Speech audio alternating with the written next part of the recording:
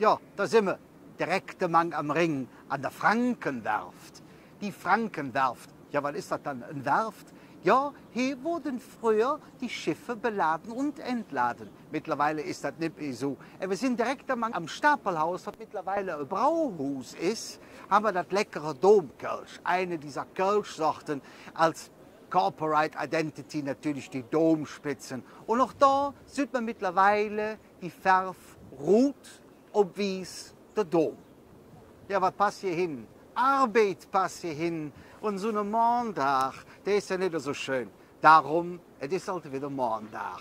So ein Dresstag.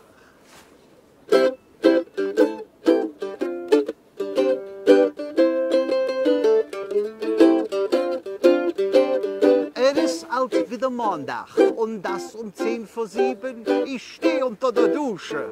Wär ich doch liegen geblieben im Kaffee Altstadt Zucker, versüßte Morgen mir. Ich denke voller Sehnsucht an das gestrige letzte Bier. In meinem Marmeladenglas ein großer weißer Fleck. Das Brot vom letzten Mittwoch schmies ich mit fort direkt. Wo sind denn jetzt meine Socken? Ich han sie ja alt an. So waren schon beim Duschen an meine Füße mit dran. Ich frage mich ans Willi, schwören bloß immer ich. Den Typ von nebenan hättet noch nie erwischt. Was han nicht bloß verbrochen, was han nicht bloß gemacht. Ist von dem Flug von meiner Ex womöglich etwas dran. So ne Dresstag, was ne Dresstag, oh, was ne Dresstag. Warum bloß immer ich?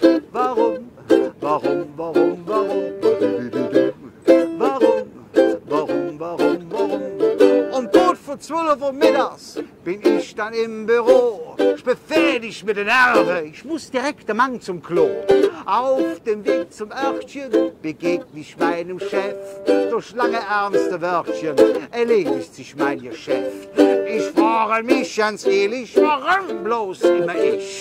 Dem Typ von nebenan hättet noch nie erwischt. Was hab ich nur verbrochen? Was hab ich nur gemacht? Ist an dem Flug von meiner Ex womöglich etwas dran? So ne Dresstag, was ne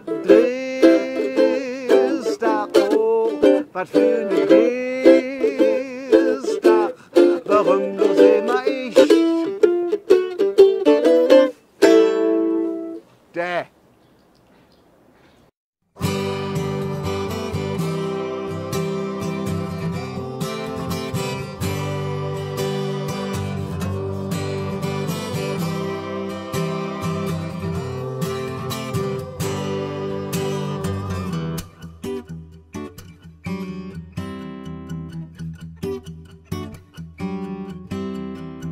Ze schwaanden al van normaliteit.